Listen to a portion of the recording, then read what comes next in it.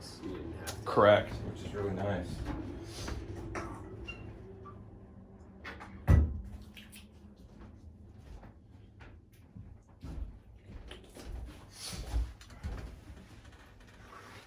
Money, money, money, money. Alrighty.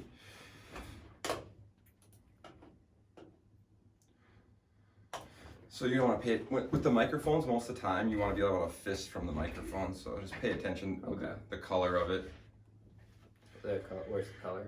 Right here. Okay. So green, you're good. Green Should means be I'm trained. just talking to it. Yeah. Okay. Yeah. A lot of people, they get on the show and then they start to get a ways away from the microphone. Gotcha. 3, 2, 1. And where did I leave? Should be any second. I don't know why it's moving so slow. Where did I leave, folks? LIVE here at the Weirman Media Studios. There we go. He's laughing. Good little shot there. Get the. Hello, folks. Thanks for being with us. If you are with us, if you're not, it's no big deal. Either way, we appreciate it. Love it or hate it, we say at Weirman Media Studios that we appreciate your attention. Your attention is our oxygen, as I say. So ultimately, everything that we do here at Weirman Media Studios comes back to hearing perspectives and ideas from others. Because, like, for me, I oftentimes have ideas and perspectives that are I'm passionate about them and I believe in them, but it's really crucial that we share our perspectives and ideas with others and that we ask them theirs, because ultimately when we start to learn and grow from other people, that's when we can challenge our own ideas and perspectives and ideologies. And that's one of my favorite things about staying at the Hostel du Nord. Shout out to the Hostel du Nord. Thanks for being with us, folks. And last night I was having some really cool conversations with this really cool, smart guy here who's training to become a pilot. A pilot right here in the small town of Carlton. So yeah, we had some really cool conversations and I thought he has some really cool perspectives. But ultimately, I'm going to let him give a little bit of a small backstory on himself, and then we'll lean into a little bit of his story and his experience and what he's doing now with becoming a pilot, having 2 undergraduate degrees, I believe, in 2 different things. And yeah, we'll just go from there. So you've lived all over, right, Matt? And yeah. How do you say your last name again, Matt? Cortigani. Cortigani. So just give us a little bit of a backstory on your upbringing and just how you've ended up the person you are, and just so people have a little bit like a 3 to 4 or 5 minute backstory on who you are. Yeah, for sure. So yeah. I was originally born in New Jersey and lived there through high school, and grew up in just that white middle class suburb, just like everyone else, I guess. Then moved to Vermont, lived there for a little while, did my college degrees there, ended up with a Bachelor's of Arts in Italian Studies and a Bachelor of Science in Exercise Science. And at the time, really loved healthcare, was super passionate about, okay, how can I help people? How can I be a better person and make the world a better place and, leave my mark, et cetera, et cetera. Yeah, that's super cool. Yeah. And what small town did you come from in New Jersey? Basking Ridge, New Jersey. Basking Ridge. I'm going to have to look that up. Yeah, for sure. So then you were going to school for what medical field exactly? I wanted to get my doctorate of physical therapy. Cool. All right, nice. Yeah, that would be that's a really crucial industry. I feel like that's really cool. I grew up with a mom that was sick, so I always appreciate nurses and doctors and stuff because it is a huge impact. Cool, yeah. No, they do amazing work, and I wouldn't take away from what they do for a second. Yeah, but then you found out that you might not have been that interested in it. Yeah, I guess hindsight's 20/20. It seemed like it seems so obvious in my head, when I think back on it. But yeah, I got into the Washington University in St. Louis School of Medicine. It was at the time, I don't know if it still is, it was the #1 ranked program in its discipline. Nice. In the country, and I was super psyched to be, this great physical therapist, and then got 8 months into the program and I was hating every minute of it. I couldn't stand waking up and going to class, going to my clinicals and whatever. So ended up leaving WashU and was kind of down on my luck, knew that I loved aviation. I'd worked like ramp agent jobs, just hauling baggage and stuff throughout college. For free, and you had free flight privileges. Yes, that's free nice. Flights. That was an awesome little perk. Probably a great gig for anyone in college, right? Yes, no, I would heavily recommend it. Anybody who's in college or has a little bit of spare time. A lot of these airlines, maybe not so much right now with COVID and everything, but Yeah. there are these regional airlines that they're desperate for bodies. They'd love for people to come on who, you know, have a clean record, can do whatever, and then in exchange, if you can throw bags for 10 to 35 hours a week, depending on the company and their needs. And now you can fly anywhere you want for free. You can fly anywhere you want. As long as there's an unsold seat on that plane, you can fly wherever that airline's metal flies. So yeah, heavily recommend it to anyone who wants to see the world. Yeah, because for me, traveling is a big part of my story, and I know it is yours, because it made me open my mind and perspective to other people's way of living, and not just my own ideas and my own perspectives of the world. For me, getting out and going to Hawaii and other places really helped that. So I agree. That's a great point. Yeah. So then at that point now you're bagging luggage. Yeah. And you're liking it a lot more than when you were in the medical field and so forth. I think that's a great point. Another thing I wanted to mention is the ROI in life should be happiness, not just money. I think that's a great point you're making, that you found yourself. A lot of people, that's a great perspective to have at a young age that you had, because I feel like a lot of people spend their whole life trying to find something that they really enjoy, and it sounds like you started to really find that.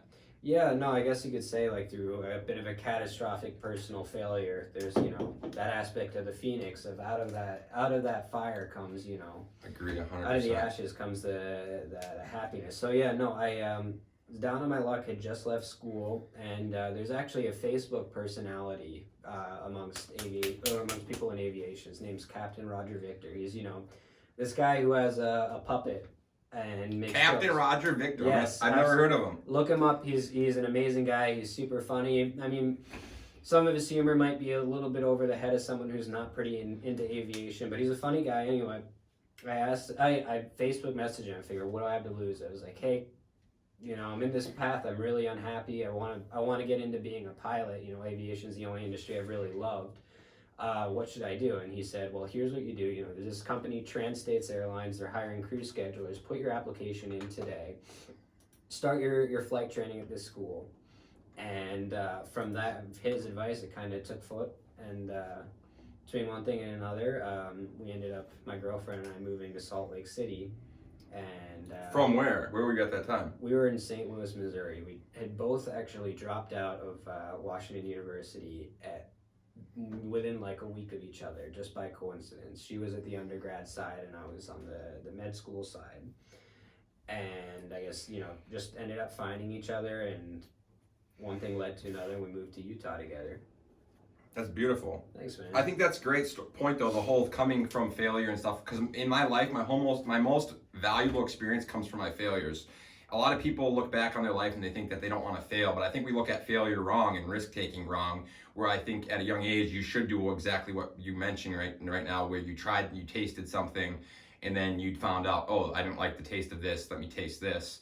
I feel like at a younger age you should be less about taking on bad debt and more about taking risks and tasting things to find out what you love and what you enjoy, and then lean into that. Like, it sounds like that's kind of a microcosm of what you're doing. And for me, that's a big part of my story. When my moving company flourished and did well, and all the things I've done with sculpting statues and traveling, I found myself through taking risks and tasting things, and then I found out what I enjoyed. So I think that's a really cool point. And I love flying myself, so that's really cool. So then moving forward, what would you say brought you then from that point forward now to where you are today? So now let's just connect the dots from there to here. No, so from there, one of the reasons that we moved from Missouri to Utah, apart from reasons that were beneficial to my girlfriend, which may not be super relevant right now, is the aviation weather in Missouri is pretty terrible. The aviation weather? Yeah, so I mean, during the winter, it's so humid out there, and you have this kind of with the weather, as your temperature starts lowering and you have more humidity, the air is able to carry less moisture, and it precipitates into clouds. So you have this super humid environment, and you just go a couple hundred feet up, it cools off just a little bit, and all of a sudden you have clouds at 900 feet above the ground for most of the winter. So terrible flight conditions. Terrible flight conditions when you're doing your training. Your training, yeah. So out in Utah, it's very sunny, it's very warm, and they don't really get, I mean, they still get tons and tons of snow, But and we could go on and on about how weather works, but Yeah, which is really cool. I love the variables of weather, and I think it's a really interesting topic. But yeah, so then a lot of it had to do with your circumstances and her circumstances, and you ended up back there. Yeah, it was the best. We were actually considering Minneapolis and Salt Lake at the same time, and just luck of the draw, ended up in Salt Lake. So could have just as easily been here in Minnesota, though. Salt Lake looks amazing. I've never been there, but I would love to go. So let's lean into that a little bit. Another part of the story, my big part of my show is, as I said, it's about sharing people's perspectives and ideologies, so that I can challenge myself, and that you also realize that no matter what, you have value. Everyone has value. Even if you're 21 years old and you don't have experience, you have a very unique perspective of the world that you could share that's valuable. So one of the things and some of the reasons we do this is to bring people on the show and show that we all have value. You have value. Someone out there, whether you think it or not, you have some expertise, insight, or idea that you can bring value forward on. So like with you here, you're bringing value forward, and I want to lean into one of the things that I talk about a lot on my show, which is religion, because I think we were just reading about fictional stories, and I think it's one of the great examples of something that controls people, and they don't even realize that they're fearfully choosing to do something just because everyone else is doing it. So like growing up in Utah, I just want to get your perspective on because I know you mentioned a little bit of this last night about how you have the extremes of like someone that is into religion and the extremes of like someone that completely rebels against it, and just lean into that a little bit and give your ideas and perspectives on and insight on that, having grown up in such a great state, but also one that is heavily influenced by religion. Yeah, and I mean, again, so I've only been living in Utah for about 6 or 7 months right now. Got it. What I've kind of noticed is, yeah, if you ever get the chance to come out to Utah, Salt Lake City specifically, the church's presence is completely unavoidable. You'd have to be living under a rock to not know it. The city of Salt Lake is, kind of 50-50 Mormons and non-Mormons, but once you step outside, it's very Mormon. So yeah, I noticed something kind of very interesting moving there is you have, some people who are like, hey, why don't you come to church with me, or here's this link to our video chat with church, and you're gonna say, okay, well, I appreciate you keeping me in mind, but no thank you. But you see that there are a lot of people who have this deep-seated hatred for the Mormon church that goes beyond their beyond just their demeanor, but also their physical appearance. The Mormon church says no tattoos, and there's people, from their forehead down to their ankles, just covered in tattoos.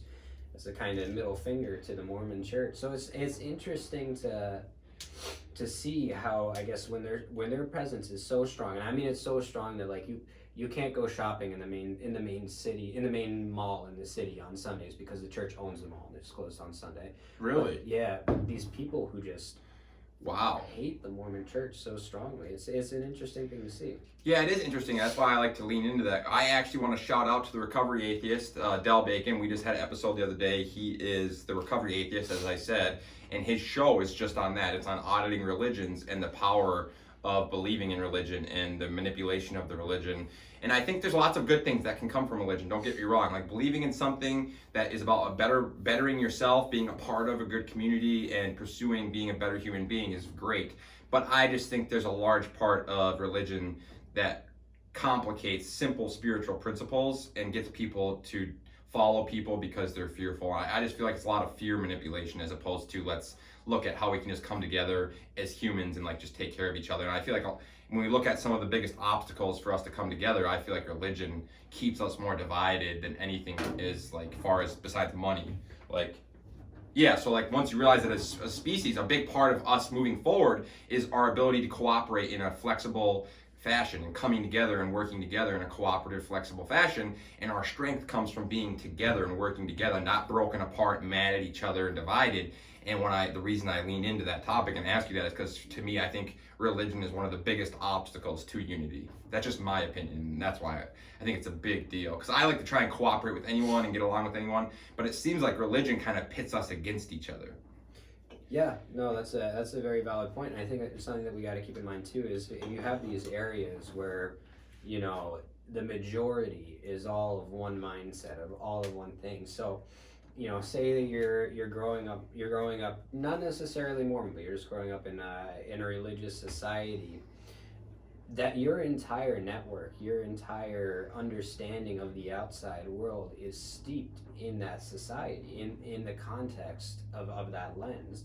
So I think that's something that like terrifies a lot of people, because I've spoken to a few. They're called Jack Mormons, people who were Mormons and renounced the church. Is okay, you leave the church, but then consistent with your experience up to that point, there's nothing else. There is no outside world other than the church. And again, so that is their world essentially. Yeah, I would say. I think that's a great point. Me and my brother had an episode of honest harmony versus honest conflict versus dishonest harmony, and I feel like a lot of what you're talking about is people lack the ability to commune with others with different opinions, different political views, different religious backgrounds, and different skin colors and different sexes.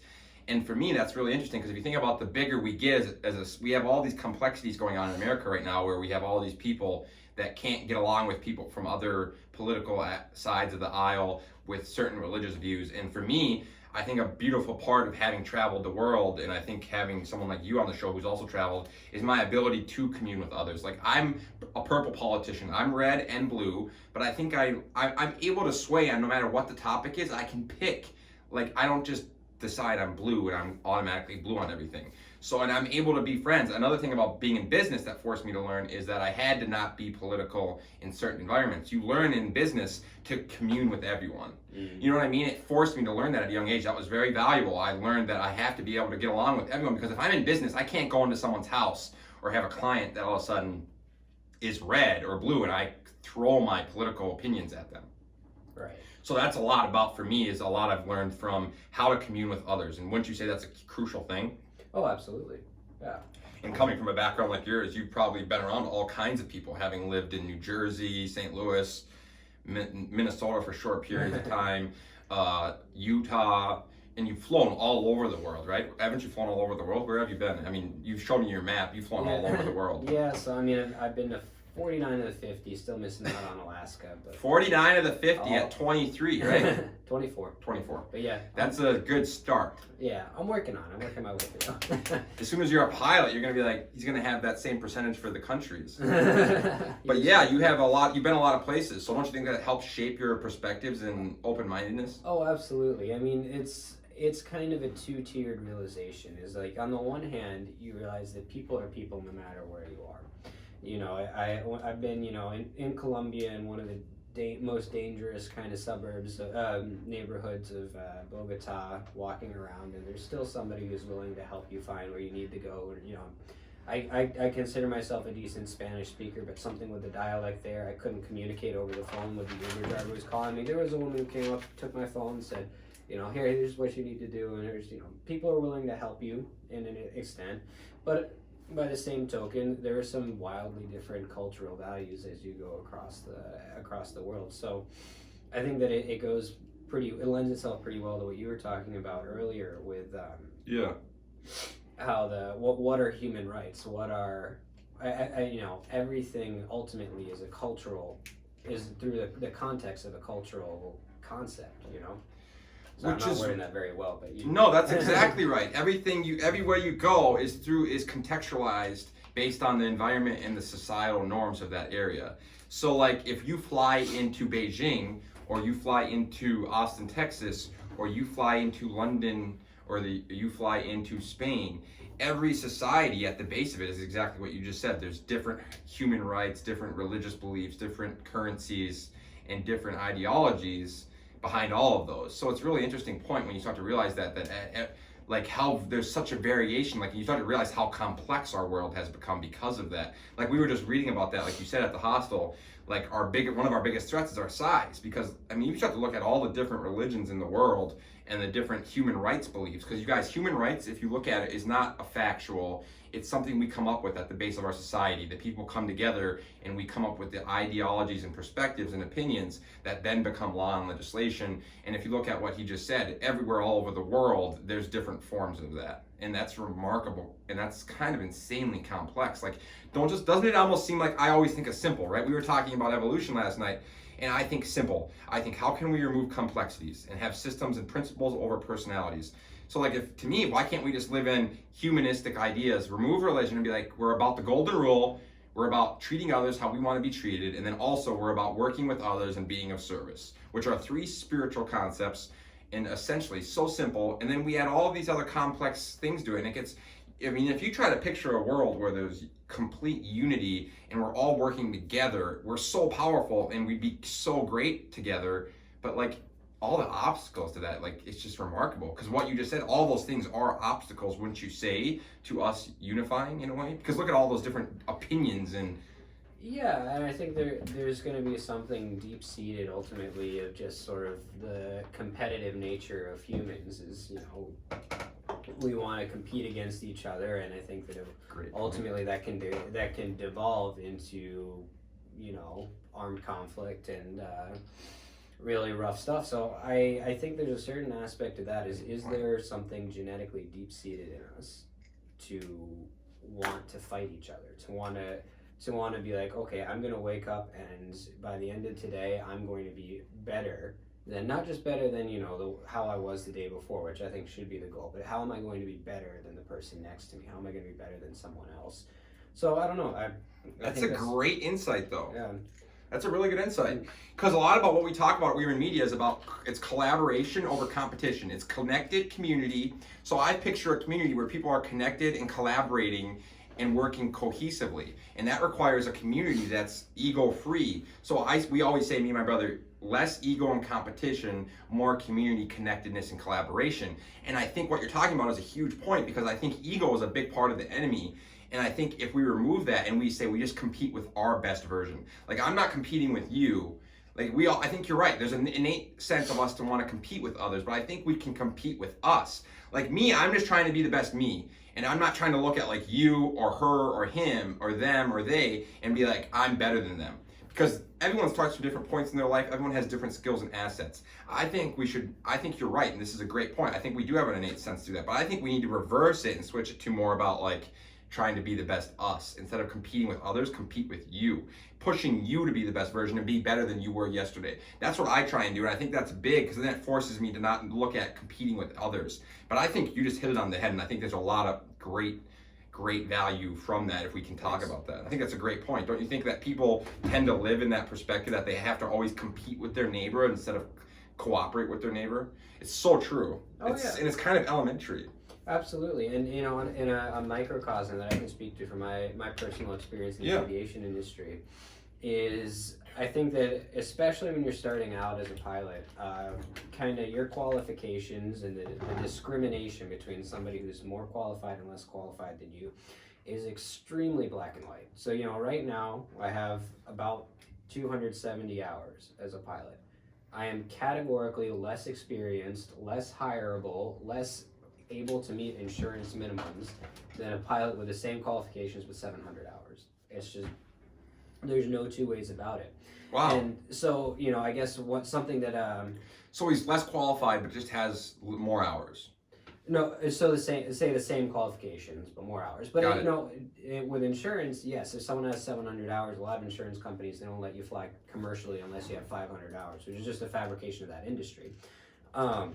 So yeah, in that sense. So I guess the big debate that's been happening in the aviation community is, do we refuse to work as underemployed, unemployed, you know, overstocked, oversupplied pilots? Do we refuse to work for less than what the going rate is? You know, you say, or are we willing to undercut each other in order to be more competitive, in order to get our advantage? You know, so if you were to get, you know, an hour of instrument instruction from an experienced instrument instructor, that could run you about $50 to $70. Should I go in there as a unexperienced pilot and say, well, I'll give that same instruction but for $25 to just undercut that market? And that's where a lot of debate is happening. I'm kind of the mindset that no, that's not really appropriate, because then you take that guy who's, you know,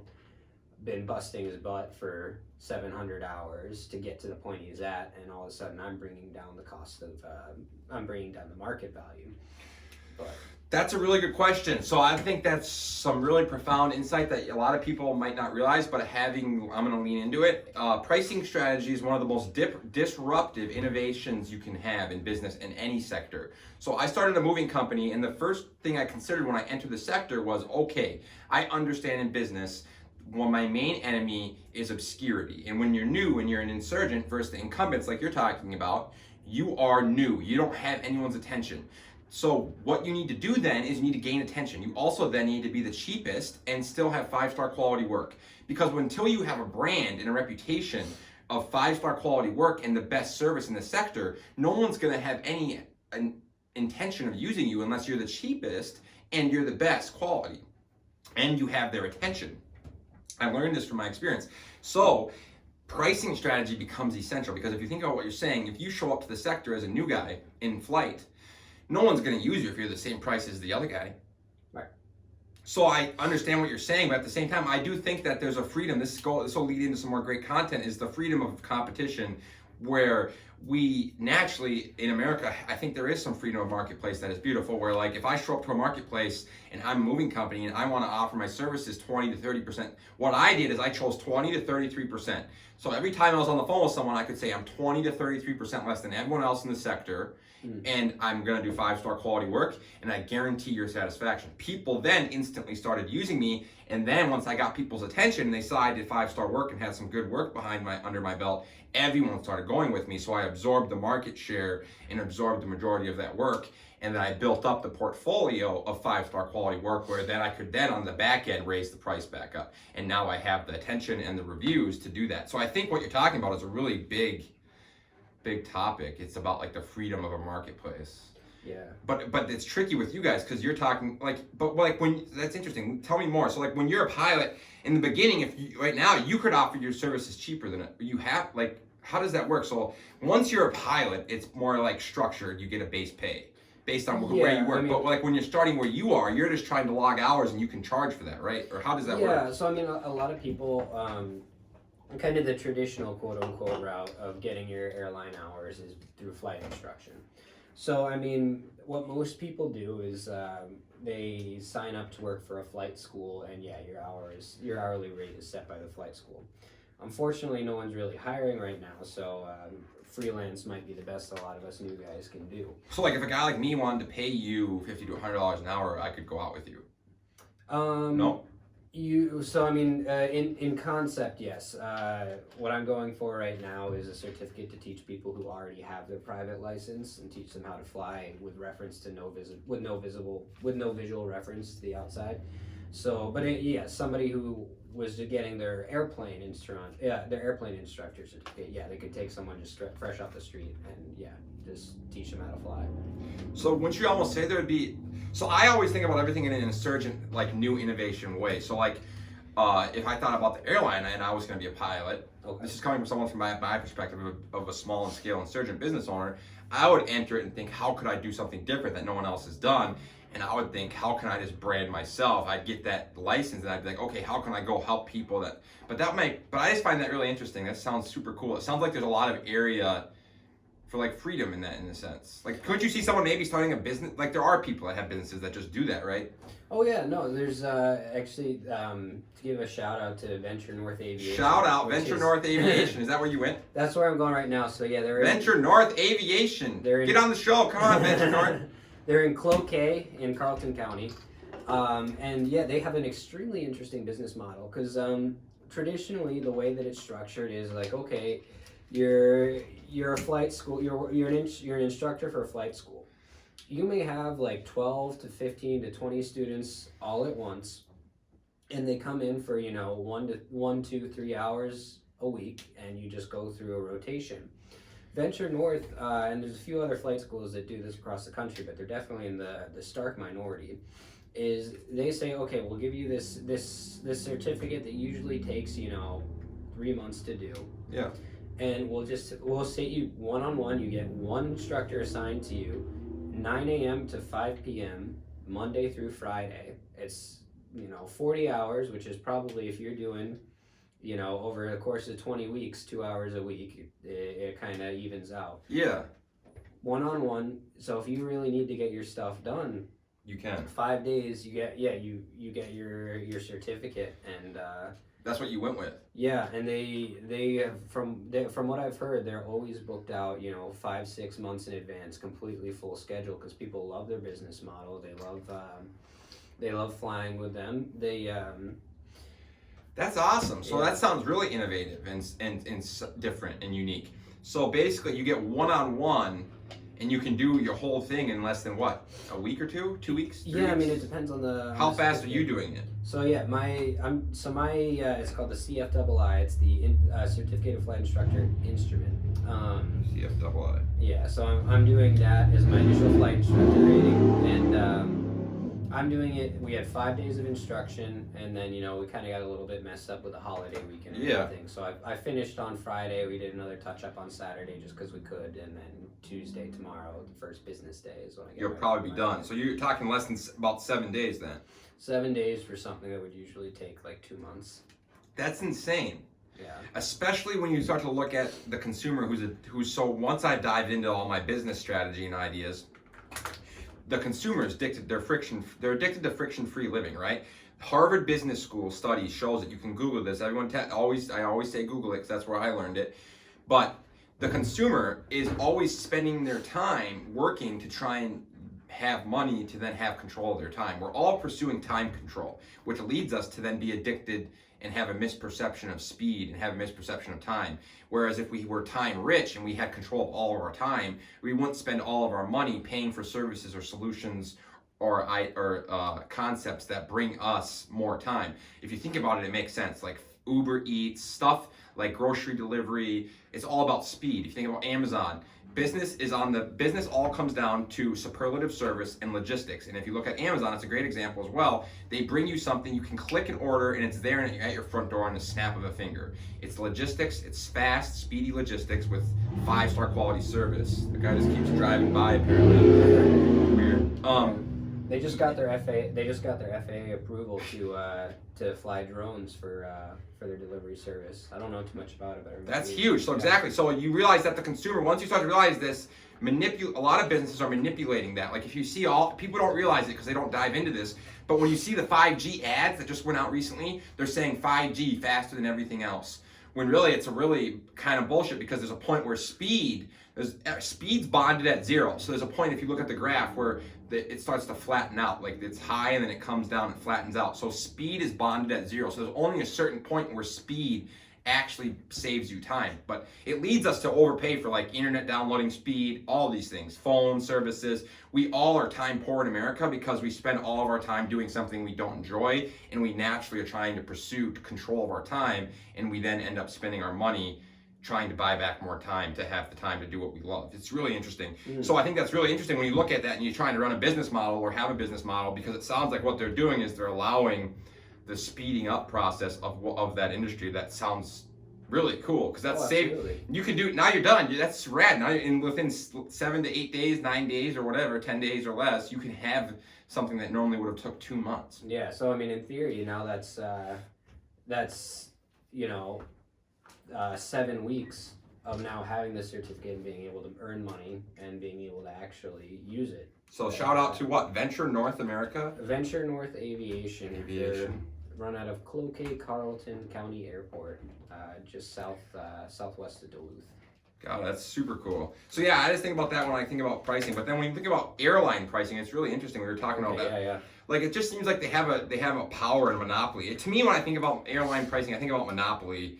It just comes down to me like it seems like they all, like you said, can come together and pretty much charge whatever they want. Obviously, COVID's changing everything, but like, yeah. What's your take on that? Do you think that pricing in airlines fair, or do you think it's do you think pricing should be regulated in some fields and industries? Well, I mean, it's interesting because airlines have been deregulated since the 70s, and I don't think that you could really apply much of what was going on then with kind of anything in any practical sense to what's going on now. I would say it's less of a let's come together and agree how we're going to gouge people, but it's more of a how much can I how much can I afford to lose to stay competitive in this one route? Yeah. And then how much can I manage to gain in this other? And that's all completely intricately linked to what the others are charging. So like as we were saying, if you go right now on Google or on Kayak and you try to find a flight from New York to JFK, the most prestigious route that you could have. So JFK to Georgia, right, is the one? No, JFK to LAX. LAX. Yeah. That's your most prestigious domestic route. You're gonna have your most senior, expensive crews doing that. You're gonna have expensive to maintain aircraft. That one-way ticket is probably gonna cost you barely $250, maybe even less with COVID. But then if you were to go and look and try to buy a ticket from Denver to Hayden, Colorado, Steamboat Springs, that area, just the ski area that only United is going to fly, it's going to cost you $500, $600, $700 for that one ticket. And the reason being is this: if you want to fly from JFK to LAX, off the top of my head, American flies that, United flies that, JetBlue flies that, and I'm sure that a few other airlines that are in the low-cost field fly that. Yeah. United will fly that same route out of Newark. They all have to keep competitive with each other, and they need to make that service. They need to make that a quality service to earn your loyalty, not just your dollars too. Yeah. Because out of JFK and LAX, all those airlines. Well, hey, we also fly to Australia. We fly to London. We fly to Rome. We fly to Hong Kong. They want to get those people to do that. On the flip side, you take Steamboat Springs.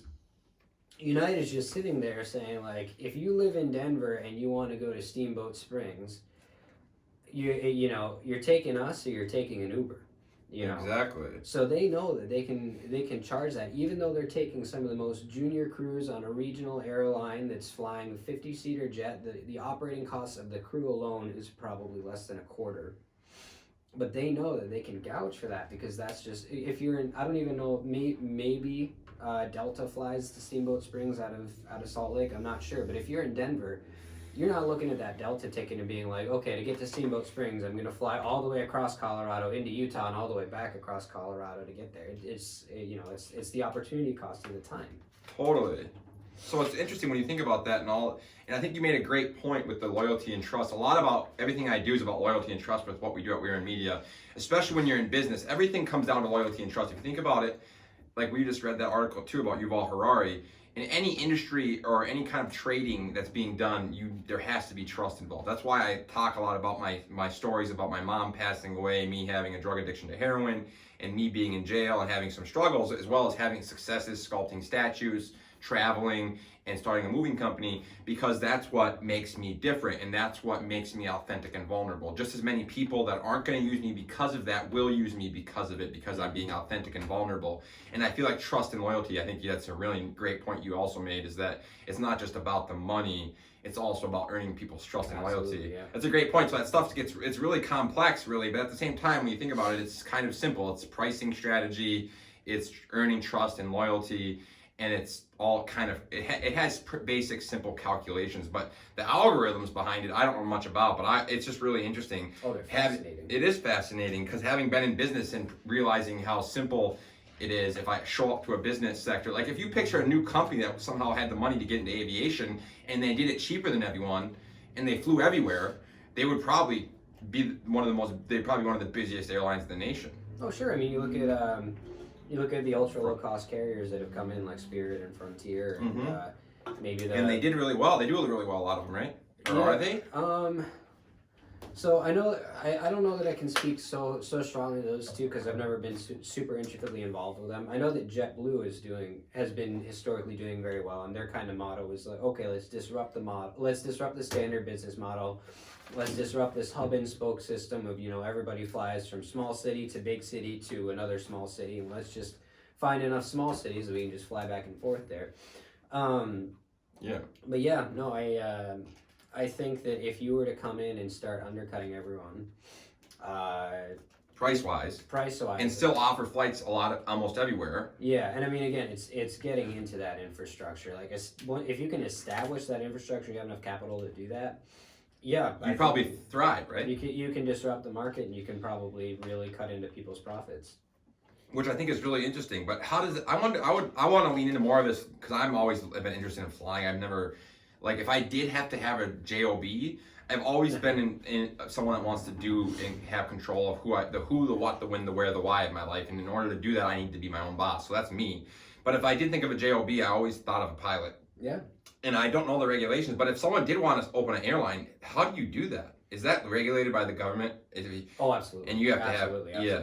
So like it's only probably who are the owners of Delta, and are they privately owned? A lot of the airlines. They're publicly traded. Publicly traded, privately owned though. A lot of them. That's a good question. I don't even know. It's just interesting because, like you say, there's such powerhouses. You would think all these they're powerhouses. If you want to get into the game, like it's not like anyone little is getting into the game. Yeah, no. I mean, there's kind of a saying in aviation that like if you want to make a small fortune in aviation, the best way to do it is to start out with a large fortune, and it kind of goes to the nature of that beast. It is available. They do show the CEOs and founders and the presidents and so forth. Yeah. Wow. Delta made $47 billion last year. And it only cost them $6 billion to operate. Oh, really? So that's like a 8x return on their investment. Wow. Well, that's interesting. I didn't know any of that. So that's really cool to think about and see. Yeah, and you have this kind of this very extreme situation of an industry that aviation is remarkably cash poor because you make your money, which is an issue. Oh, it's a tremendous issue because you take COVID, all these airlines, they're massively asset rich. They have billions of dollars in the form of terminals and jets and fuel and everything. But yeah, hard assets. Yeah, here's the thing. When a pandemic hits and everyone was really laying into the airlines for like, oh, how could they make all this money and, all of a sudden they're broke? Well, they have millions and millions of dollars, but they're all just sitting there in the California desert in the form of parked jets.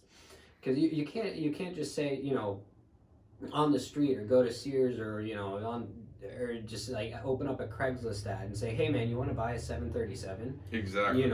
Especially when there's no market. So it's interesting. It's so much of the money that's made gets just dumped right back into renovating and expanding and showing growth.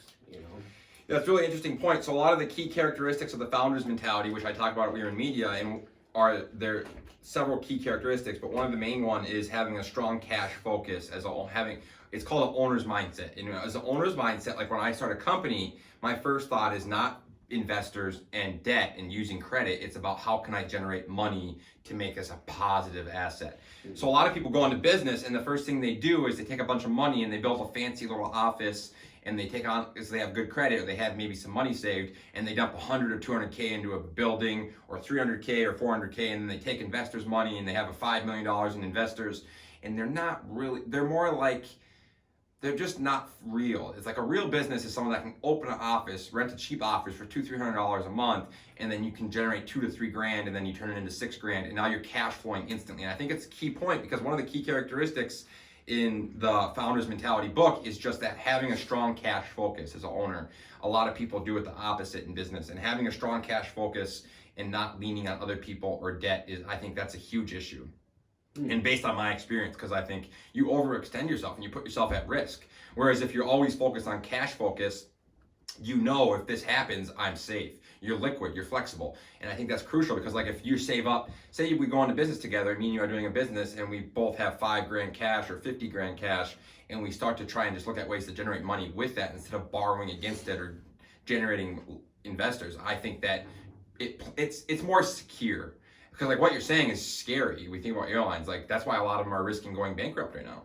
Oh, absolutely. That's scary to me. Yeah. Because those things, when you try and sell a plane or a car, they're talking about massive depreciation. You're talking about incredibly hard to liquidate. It's not liquid at all. So it's much the opposite of having a strong cash focus. It's like rigid and difficult to convert to money. Yeah, and I think that's one of the things also that we run into in the aviation industry today is it doesn't strictly have to be profitable anymore. I mean, in this last half decade or so, it has been, and that's been great. But if you actually look, the government does pump a massive amount of money into subsidizing what's called essential air service routes. So it's like, for example, if you're in Thief River Falls, Yeah. you know, middle of nowhere, northwestern Minnesota, with all due respect to the people who live there. Thanks for being with us, folks. It's kind of out there.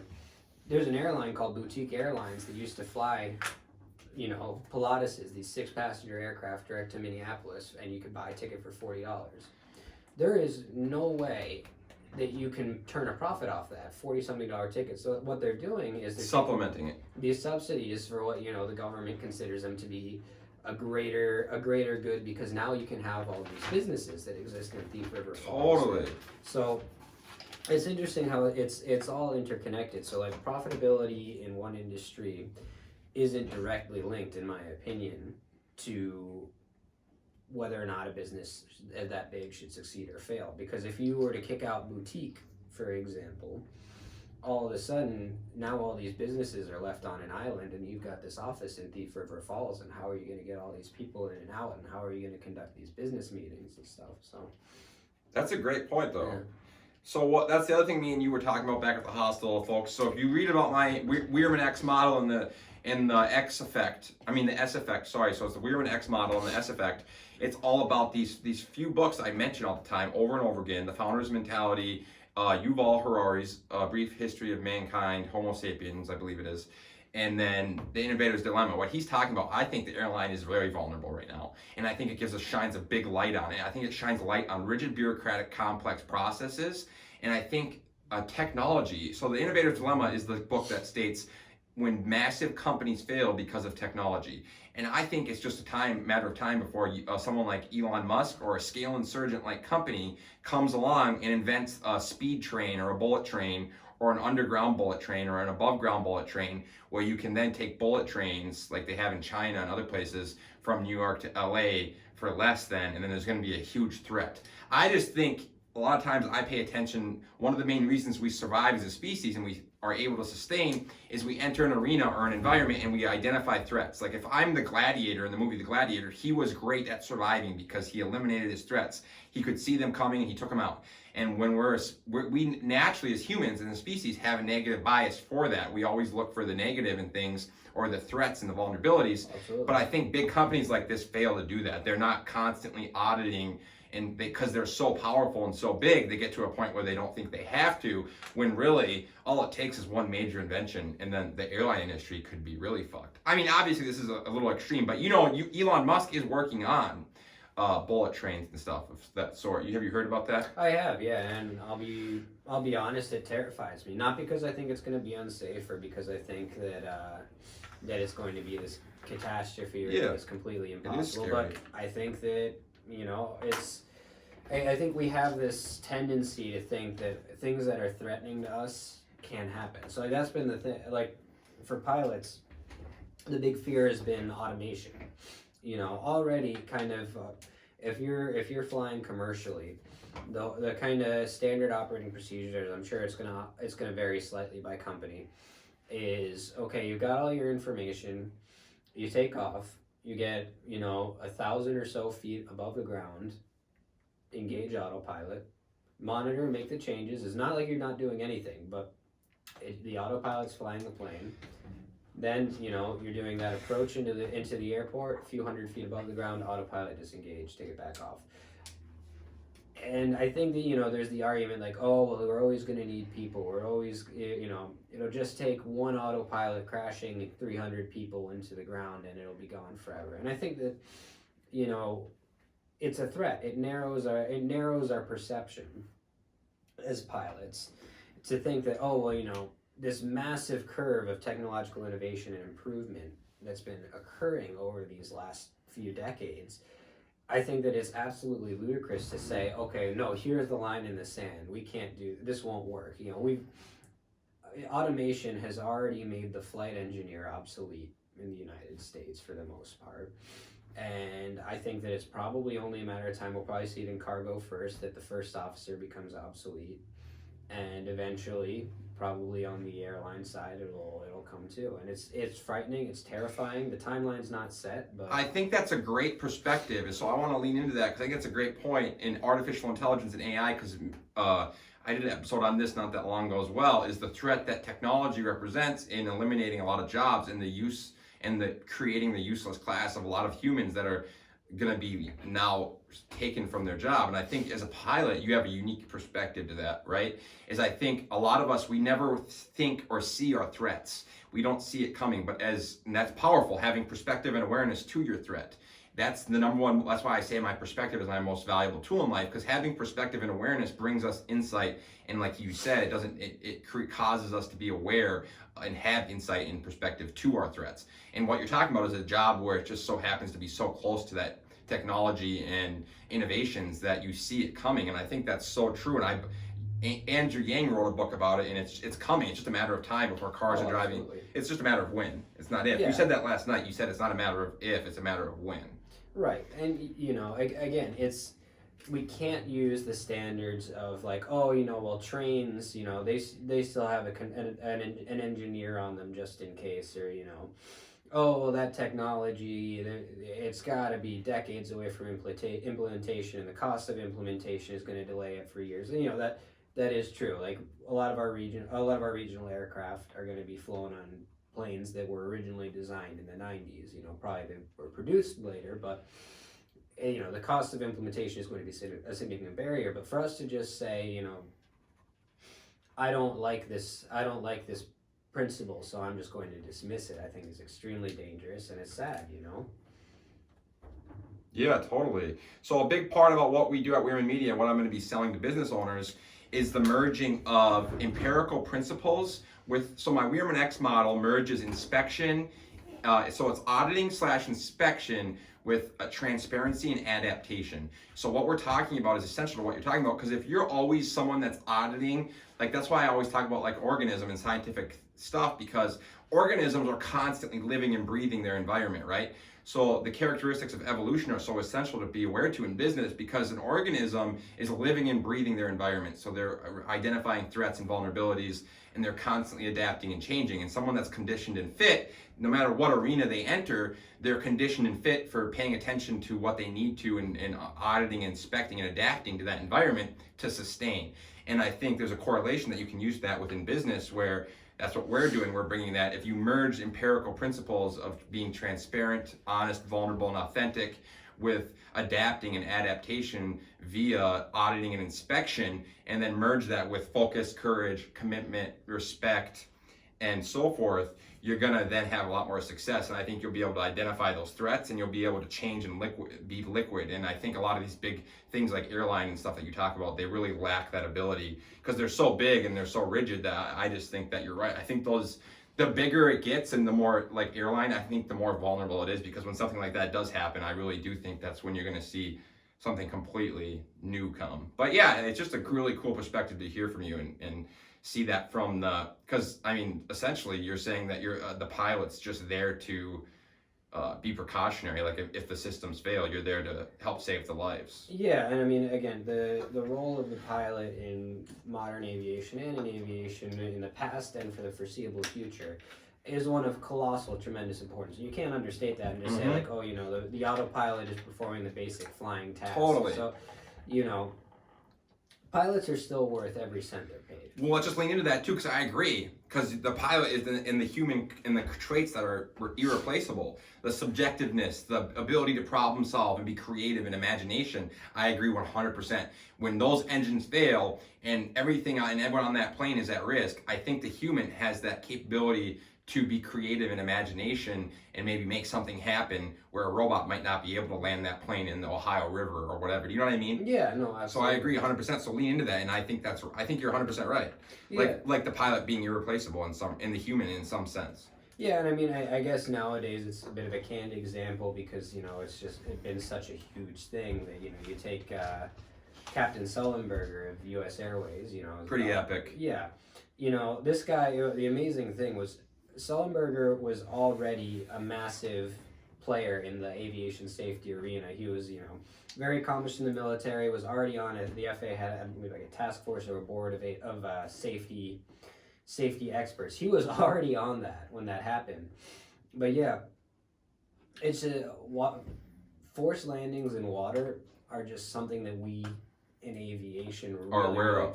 Well, it's a last resort, is what it is. So I mean, I'm very doubtful that any kind of computer could have safely landed that plane in the middle of the Hudson, dodging the bridges and going through there and reevaluating, like, oh, okay, you know, we're not going to be able to make it to Teterboro. We're not going to be able to make it back to JFK or wherever else they tried to go. So I think, yeah, that aspect of the pilot's responsibility is going to protect his job, at least the captain's job, for years to come. But, you know, the question is how long and how many. You know, is it going to be the captain only, or is it going to be the captain and the first officer, or, you know? I think that's really cool though, realizing that, because I always look at that like with the Andrew Yang book coming out and artificial intelligence, so forth.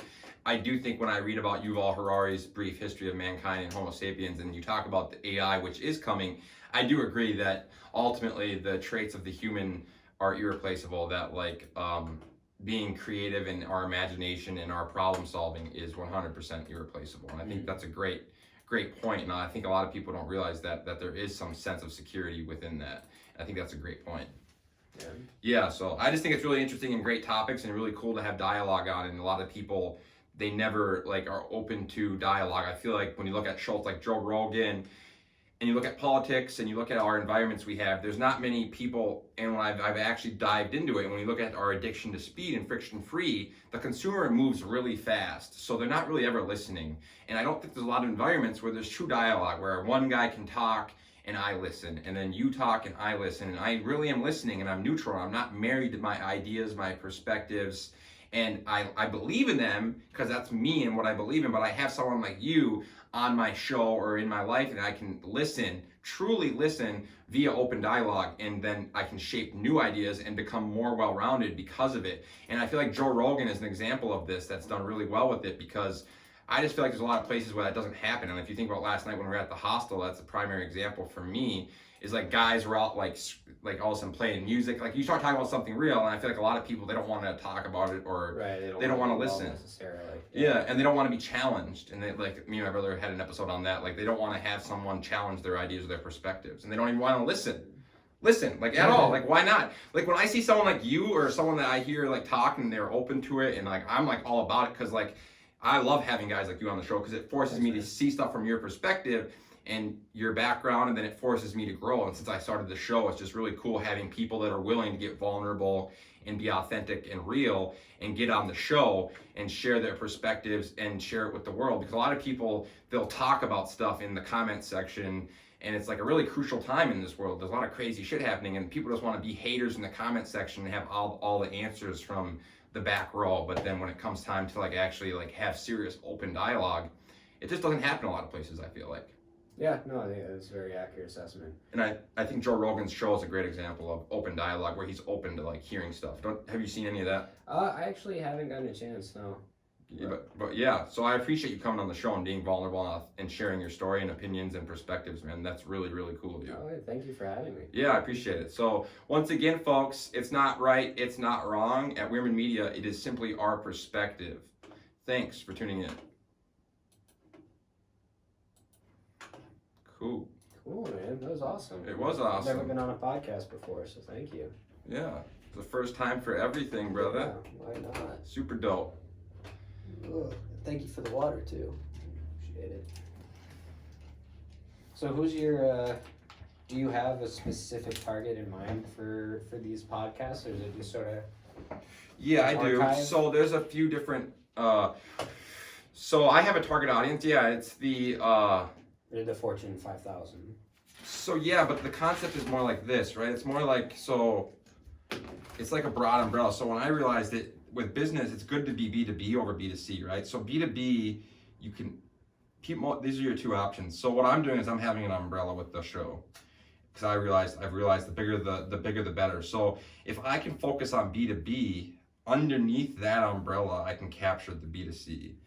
Because like the consumer, it's all about social networking connection. If you think about all the business owners, the CEOs, the CMOs, the founders, they all tend to have really big networks of employees. Like if you were to do business and you did one really good job with a business owner that had 5,000 employees, and you did really good work and you were whatever you are, a massage therapist or a mover, you now tap into all this. So say I'm a massage therapist, I would want to target these people that have this network. You know what I'm saying? So if I'm a masseuse, no matter what, everyone should be tapping into the B2B over B2C, because you can connect by just targeting B2B. You're targeting, you don't have to try it, and these will come. So my show, the concept is all based on this. So if I can learn to reel in the B2B owners, I'm gonna get the B2C. So the show, I try to, if you notice, when we talked, I kept always trying to correlate it back to my key points, but I'd always keep leaning into your story. So it's like the concept of using human stories, fictional stories, to share, like your story is fictional, but every business has a fictional story too. So once you realize it, like I've realized it, like if someone's in business, a lot of people don't know the story they're trying to tell. That's why I'm trying to help business owners, because if you realize that 90% of business owners fail, so they don't know the story they're trying to tell. So you have to know what story you're trying to tell. If you're in business, so then you can focus on that and emphasize it and share it via the written word, photo, and video, and then you share it at scale. So by doing that, I've created this model for it, and it's doing really well. And I mean, you can literally launch a podcast and have people all over the world.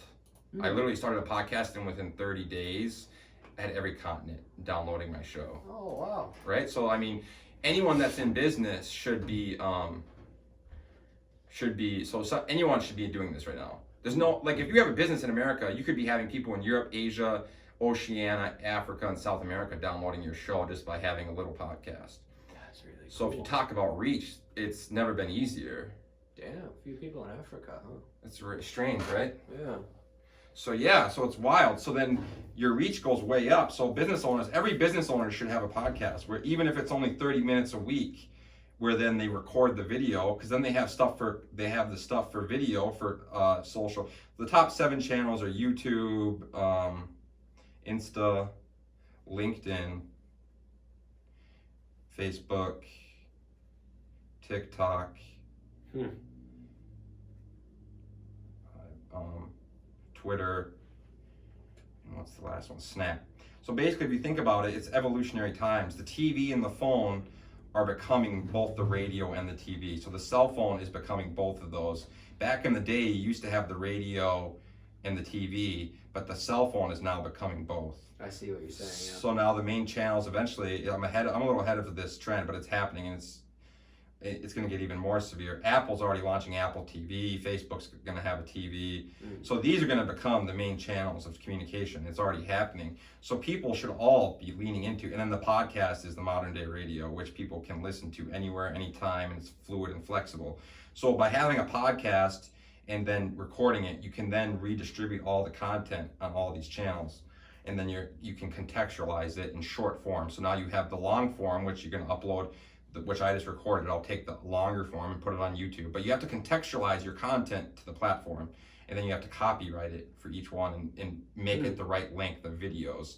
And then you add in photos, and you add in just other stuff as well, like sports, like my favorite. Like I lean into my sports because someone might use me because I'm a Vikings fan. So yeah, that's the idea, is to communicate with people on all these channels via the phone. I see.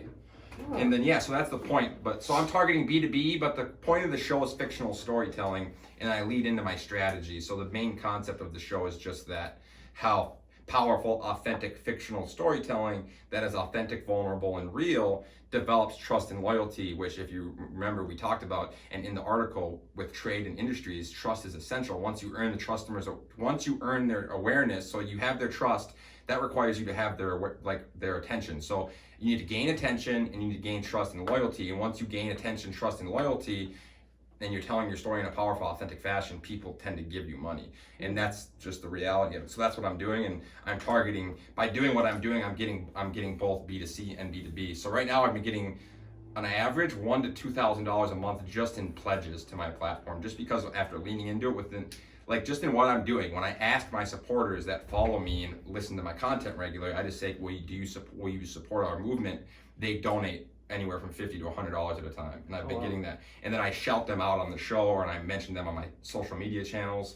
But we also have a clothing line that people donate to. So we're generating around $2 to $5K a month just from pledges and from the clothing line, which is the B2C end. And once we start tapping into the B2B end, it'll get even more bigger, because that's when you start talking about the bigger fish. But yeah, that's the plan.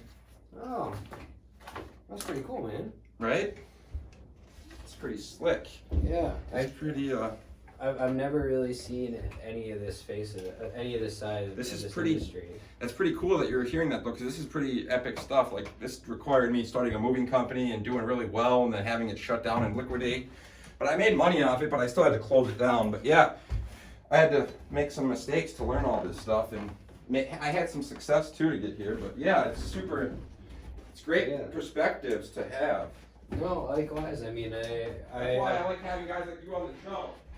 yeah, It forces me to like think about stuff. I've never really met somebody who has the same experiences as you do, so it's very cool to see, you know. Yeah, that's why I'm trying to get as many people on the show like you as possible. So it's really hard though, because a lot of people, they're not that bright.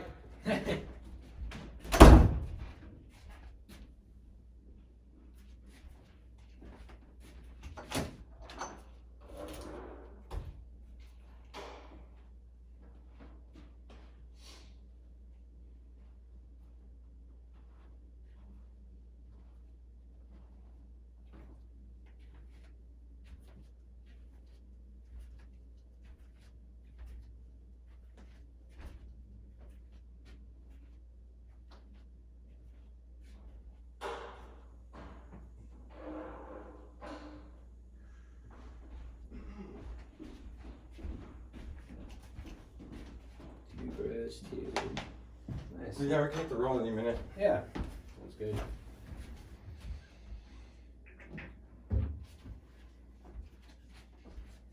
Grab some just for. Just to be safe. It's about the only thing I do to be safe.